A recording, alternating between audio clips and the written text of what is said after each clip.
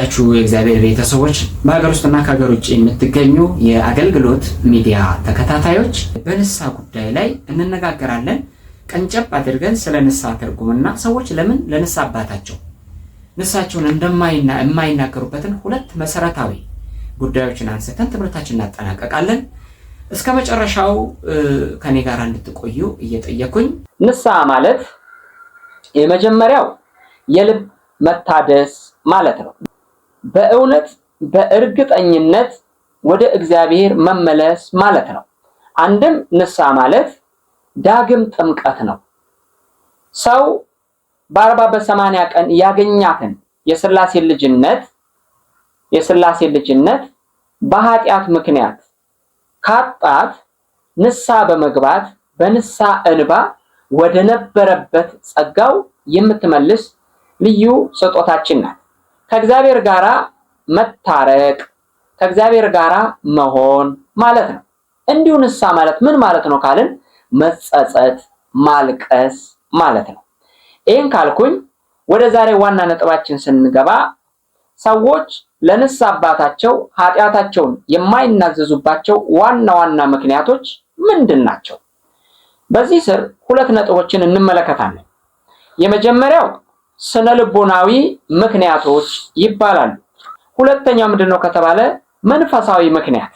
ሰዎች ለንስሐ አባታቸው የማይናገሩበት ስነ ልቦናዊ ምክንያቶችን ስንመለከት በዚህ ስር 6 ነጥቦችን እናያለን። የመጀመሪያው እፍረት ይባላል። ማፈር። እንግዲህ እኛ ሰዎች በሰዎች ዘንድ ያለን ምስጋናና ክብር እንዳይጎድልብን እንጨነቃለን። ይህንን ኃጢአት ብናገር የንስሐ አባቴ በእኔ ላይ ያለው አመለካከት ይለወጥ ይሆን? ዝቅ አድርገው ያዩኝ ይሆን? የሚለው የክብር ፈላጊነት የእፍረት ስሜት ኃጢአት የመጀመሪያው ክብር ፈላጊነት ነው። ሁለተኛው ደግሞ እፍረት ነው። እፍረት ደግሞ የመጀመሪያው የቅጣት ፍርሃት አለ። ሁለተኛው ደግሞ የሚስጥር መውጣት ፍርሃት። ለንስሐ አባቴ ብናገር ከአቅሜ በላይ ቅጣት ይሰጡኝ ይሆን? ጾም ሊሆን ይችላል፣ ስግደት ሊሆን ይችላል፣ ምጽዋት ሊሆን ይችላል። ይሄንን በመፍራት ባልወጣውስ ብሎ በመፍራት ለንስሐ አባታቸው የማይናገሩበት የመጀመሪያው ምክንያት ነው። ሌላኛው ደግሞ ሚስጥር ይወጣ ይሆን ወይ? ይሄንን ኃጢአት ብናገር ይሄንን ኃጢአት ወስደው አንደኛ ሰውን ማስተማሪያ ለማድረግ የሚያወጡት ከሆነ በዛ አጋጣሚ ውስጥ እኔን ለሰው ቢያስጣጡኝስ ብሎ በመፍራት፣ ሁለተኛ ሚስጥሩን ራሱ ለሰው በመንገር ለቤተሰብ፣ ለትዳር አጋር፣ ለልጆች ለነዚህ አካላት በማውራት ወይም ደግሞ ለጎረቤት ቢያወሩብኝስ በሚል ፍርሃት ሚስጥሬ ይወጣ ይሆን በሚል ሰዎች ለንስሐ አባታቸው ኃጢአታቸውን ለመናገር የሚፈሩበት ስነልቦናዊ ምክንያቶች ሁለተኛው ይሄ ነው። ማድረግ ያለባቸው ነገር ኃጢአቱን ተሸክሞ በጭንቀት በውጥረት ውስጥ መኖር ይሻላልን ወይስ እነዚህን ጥቃቅን ምክንያቶች አድርጎ መራቅ ይሻላል የሚለውን ማመዛዘን ይጠበቃል። ሲቀጥል የንስሐ አባት ሲያዝ ሚስጥር ያወጣል ተብሎ የሚጠበቀውን ሰው ወይም የሚጠረጠረውን ሰው አለመያዝ ነው። በተቻለ መጠን ንስሐ አባትን ቀርቦ ማወቅ፣ ማውራት። እኛ የምናውቀው የንስሐ አባት ግን ቄስ ግን ሰዎች ኃጢአታቸውን እንደነገሩት በቅጽበት ለዛ ኃጢአት ጉድጓድ ቆፍሮ የሚቀብር ነው። ይቀብሯል። የሰውን ሚስጥር ይዞ የሚሄድ የንስሐ አባት የለም። ካለና የገጠመው ሰው ካለ ግን ከዛ ከንስሐ አባት አንደኛ ለቤተ ክርስቲያኒቱ ነግሮ ማስቀጣት፣ ሁለተኛ አድራሻው የማይታወቅ የንስሐ አባት አለመያዝ። እነዚህ መፍትሄ ይሆናሉ። መፍትሄውን እየሰጠን ስንሄድ ሶስተኛው ስነ ልቦናዊ ችግሮች አንዱ ኃጢአትን አቅሎ ማየት። ይሄ ኃጢአታው ምን ችግር አለው? እኔ ብቻ እኮ አይደለም ይሄን የማደርገው፣ ይሄ እኮ ሁሉም ሰው የሚያደርገው ኃጢአት ነው። ስለዚህ ምን ችግር አለው ብሎ የሚያቀሉ ከሆነ ወደ አበ ንስሐ ለመቅረብ ኃጢአቱ ወርዶ ስለምናገኘው ቀሎ ስለምናገኘው መቅረብ ይከብደናል። አራተኛው ራስን የመከላከል ተፈጥሮ። ሰዎች ጥፋታቸውን በቀጥታ አምኖ ከመቀበል ይልቅ በሰበብ አስባብን ፈጥሮ ሰው ላይ የማላከክ አባዜ ማለት ነው። ሰው ላይ የማላከክ እሱ ነው እንዲያሳታኝ እሷ ነች እንዲያሳተችኝ ይሄ እንዲህ ባይሆን ኖሮ የምንለው ነገር ምንም አይነት ምክንያቶችና ሰዎች ቢደረደሩ እኛ ሰዎች ከቅጣት ግን አንተርፍም። ለዚህም አባታችን አዳምን ወስደን ስንመለከት አዳም በጥፋቱ ከእግዚአብሔር ጋር ከተለየ በኋላ እግዚአብሔር ፍለጋ ወደ አዳም መጥቶ ነበር። ወደ አዳም ሲመጣ ወዴት ነህ ሲለው ፈርቼ ተሸሸግኩኝ ፈራው ብሎ በተናገረበት አንቀጹ አዳምም አለ ከእኔ ጋር እንድትሆን የሰጠኝ ሴት እርሷ ዛፉን ሰጠችኝ በላሁ አለ። አሁን አንተ የሰጠኝ ሴት ሲል አንደኛ እሷን ባሰጠኝ ኖሮ እያለ ነው። ሁለተኛ እሷ ራሱ ደግሞ ቅጠሉን ቆርጣ ሰጠችኝ እምቢ ማለት ይችል ነበር። አንተ እሷን ባሰጠኝ ኖሮ ለማለት አንተ የሰጠኝ ሴት ነች እንዲህ ጉድ ያደረገችኝ ሲል እማላ ያሳበበ ማለት ሔዋንና እግዚአብሔር ላይ ያሳባል። ሔዋንም ደግሞ የሰይጣንን በእባብ ተመስሎ የመጣውን የሰይጣንን ምክር አለመስማት ትችል ነበር፣ አለመቀበል ትችል ነበር።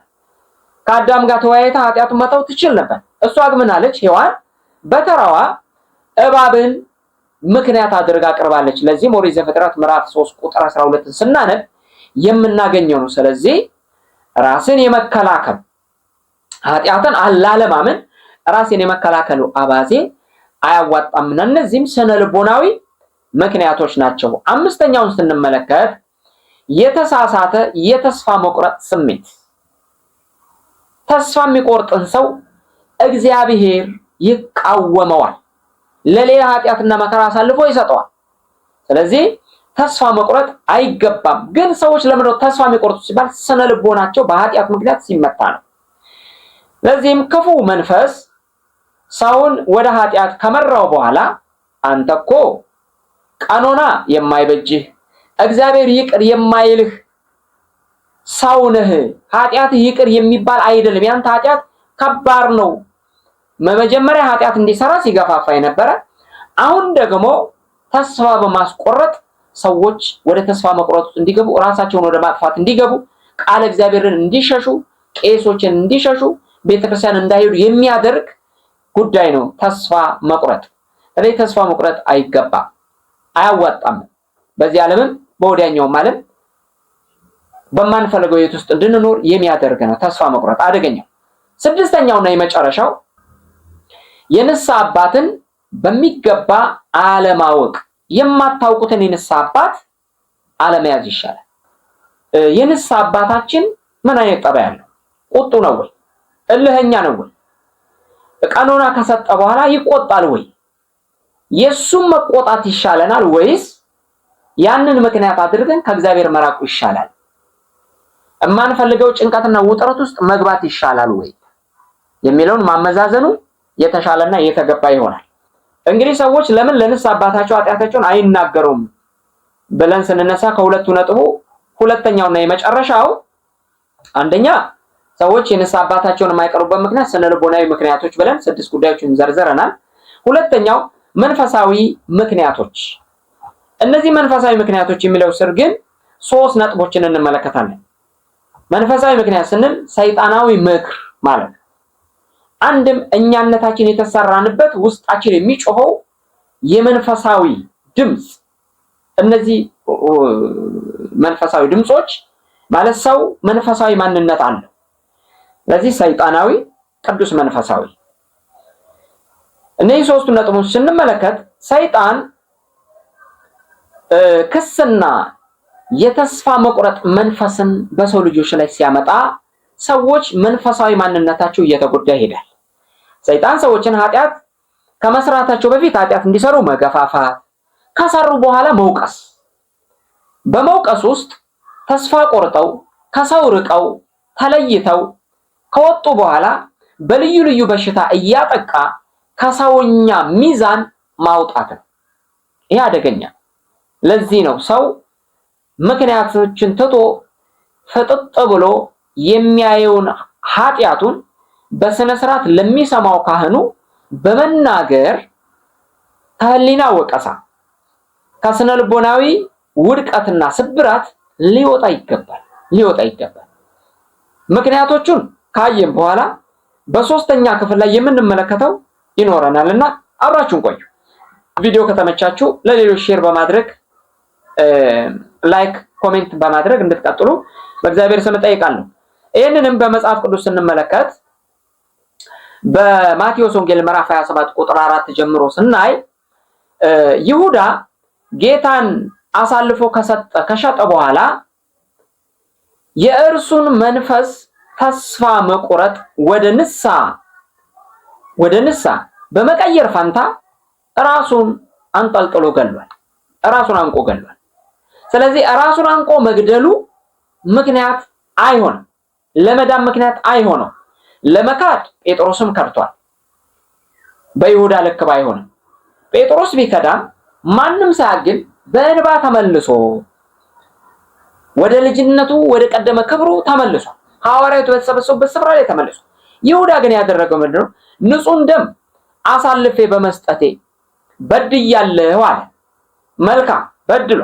ከዛስ ብሩንም በቤተ መቅደስ ወስዶ እዛው ቤተ መቅደስ አስቀድሞ ለሰጡት ለካህናት አለቆች መለሳላቸው። እነሱም የምንፈልገውን ሰጥተናል፣ የምትፈልገውን ሰጥተናል አሉት።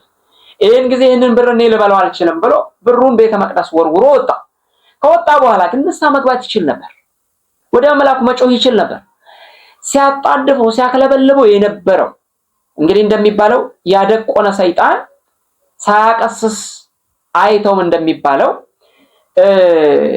ክርስቶስን በመሸጥ ሲያደፋፍረው የነበረ ገንዘብ ላይ ልዩ ትኩረት እንዲያደርግ ሲያደርገው የነበረው ሰይጣን አሁን ደግሞ ተስፋ ማስቆረጡ ስላስገባው ራሱን አሳልፈው ለስቅላት ሰጥቷል ማለት ነው።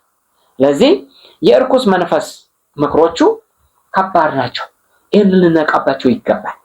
ኃጢአትን አለመስራት፣ ከሰራም በኋላ ንስሐ መግባት፣ ወደ ላይ ወደ ታች በማለት እኛ የምንተርፍበት ምክንያቶች ምን የሚሉ። ሁለተኛው መንፈሳዊ ምክንያቶች ምንድናቸው ከተባለ የልብ መደንዘዝና የኃጢአትን ክብደት አለመረዳት። ለዚህም አንዳንድ ጊዜ መንፈሳዊ ሕይወት ሲቀዘቅዝ የኃጢአት ስሜቱ ይጠፋል። ይህ እኮ ቀላል ነው፣ ለምን ለአባት እነግረዋለሁ የሚል የትዕቢትና የልብ መደንዘዝ ያጋጥማል። ኃጢአትን አለማመን ደግሞ ከእግዚአብሔር ጋር ያርቃልና ከመጽሐፍ ቅዱስ ይህን ነገር ስንመለከተው በኃጢአታችን ብንናዘዝ ኃጢአታችንን ይቅር ሊለን ከአመፃም ሁሉ ሊያነጻን የታመነና ጻድቅ ነው ይላል ሐዋርያው ቅዱስ ዮሐንስ በአንደኛ መልእክቱ ምዕራፍ 1 ቁጥር 8 እስከ 9 ባለው ላይ ስንመለከት። ሶስተኛውና የመጨረሻው የእግዚአብሔርን ምሕረት ባለማወቅ የሚመጣ ጥርጣሬ። እግዚአብሔር ይምረኛል ወይስ አይምረኝ? ይህ ኃጢአት ከባድ ስለሆነ ንስሐ ምንም ብገባበት እግዚአብሔር ይቅር አይለኝም የሚል የእግዚአብሔር ምሕረት ካለማወቅ፣ ካለመረዳት ወይም ካለመቀበል የሚመጣ ክፉ መጥፎ ተግባር ነው። እግዚአብሔር ኃጢአትን ይቅር ለማለት ምን ያህል ዝግጁ እንደሆነ አለመረዳት። ያማ ባይሆን ኖሮ ወልድ ኢየሱስ ክርስቶስ ከሰማየ ሰማያት ወርዶ ከድንግል ማርያም ስጋን ተዋህዶ ለዓይን በሚከፋ ለአፍንጫ በሚከረፋ ቦታ ተወልዶ እሱን የማይመጥነው ቦታ ላይ ተገኝቶ ዓለምን እሱ ቤዛ በመሆን ባላዳነው ነበር። ስለዚህ እሱ ያለልንን ውለታ የከፈለልንን ብድራት አለማሰብ በራሱ ሌላኛው ኃጢአት ነውና ወገኖቼ እግዚአብሔር አምላክ መሐሪ ነው፣ ይቅር ባይ ነው። ስለዚህ የእግዚአብሔርን ይቅር ባይነት ስንመለከተው ኃጢአቱን የሚሰውር አይለማም፣ የሚናዘዛት የሚተዋት ግን ምሕረትን ያገኛል ይላል ጠቢቡ ሰሎሞን በምዕራፍ 28 ቁጥር 13። የተወደዳችሁ እግዚአብሔር ቤተሰቦች በዚህ ዓለም ላይ ስንኖር ሰው ሆኖ የማይበድል እንጨት ሆኖ የማይጤስ የለም። ሁላችንም እንበድላለን፣ ሁላችንም ኃጢአት እንሰራለን። ኃጢአት ያልሰራ የለም። መላእክት እንኳን ኃጢአትን ሰርቷል። ዛሬ ዲያብሎስ ብለን የምንጠራው እኮ መልአክ ነው። ስለዚህ መላእክት እንኳን ይስታሉ፣ ስተዋል። እንኳን እኛ ግን የሰው ልጅ ከነበረበት ውድቀትና ድቀት ሊያነሳው እግዚአብሔር ወልድ ኢየሱስ ክርስቶስ ወደ ዓለም መጥቷልና ይህንን የንስሐ ጥሪ ተቀብላችሁ የክርስቶስን ስጋና ደም ለመቀበል እራሳችሁን አዘጋጁ። ዘመኑ የመጨረሻው ዘመን ነው። አወቅንም አላወቅንም ዘመኑ እንኳን የመጨረሻው ዘመን አይደለም ብንል እያንዳንዳችን ጊዜ መጻት አለብን። ሁሉም ሰው ከዚህ ዓለም በሞት ከተለየ የሱ ጊዜ መጻት የዛን ቀን አብቅታለች። ስለዚህ ወጣቶች ወጣትነታችሁ፣ ጎልማሶች ጉልምስናችሁ፣ ሕፃናት ሕፃንነታችሁን በሰላምና በጤንነት እንድታስቀጥሉ በተዋህዶ እምነት ጥላ ስር ያላችሁ ሌሎችም በዓለም ላይ ያላችሁ ንስሐ የሚመለከታችሁ ሁላችሁ ከህሊና ውጪ እንዳትኖሩ፣ በጸጸት ውስጥ ተይዛችሁ እንዳትወድቁ እግዚአብሔር እንዲጠብቃችሁና እንዲደግፋችሁ ከነበረባችሁ ኃጢአትና ችግር እንድትወጡ ንስሐ ግቡ። ንስሐ ትልቁ መፍትያችን ነው። ስነ ልቦናችን የምናከምበት፣ መንፈሳዊ ህይወታችንን የምናረቅበት፣ የምናስተካከልበት ነውና ንስሐ እየገባን የክርስቶስ ስጋና ደም እየተቀበልን በሰላም በጤንነት እንኑር። ማጠቃለያ፣ በኑዛዜ ወቅት የሚሰማንን እፍረትና ፍርሃት ድል ለመንሳት ኃጢአታችሁን እርስ በርሳችሁ ተናዘዙ ያዕቆብ 5:16 የሚለውን መለኮታዊ ትእዛዝ ማሰብ የንስሐ አባት በክርስቶስ ስም የተሾመ የነፍስ ሐኪም መሆኑን ማመን ያስፈልጋል። ኑዛዜ የነጻነት እንጂ የፍርድ መድረክ አለመሆኑን መረዳት እነዚህን ስነልቦናዊና መንፈሳዊ እገዳዎች ለመስበር ቁልፍ ነው። እነዚህን እንቅፋቶች ድል ነስቶ በነጻነትና በትህትና ኃጢአትን የፈውስ መጀመሪያ ነው። የንስሐ አባት የሚቆጣ ዳኛ ሳይሆን የቆሰለን ነፍስ የሚጠግን መንፈሳዊ ሐኪም መሆኑን ማሰብ እነዚህን ፍርሃቶችን ለማሸነፍ ይረዳል። ዋናው ነጥብ የንስሐ አባቶቻችን ፊት ስንቀርብ የሚሰማን ክርስቶስ ነው። የምናየው ቄስ ነው። የምናየው ቄሱ ለሱ ስንናገር የማናየው ክርስቶስ ነው ኃጢአታችንን የሚቀበለው፣ ንስሐችንን የሚቀበለው። ስለዚህ የምናየውን ቄስ አይተን የማናየው ክርስቶስን እንዳንሸሽ እንጠንቀቅላለሁ። ደህና ቆዩ።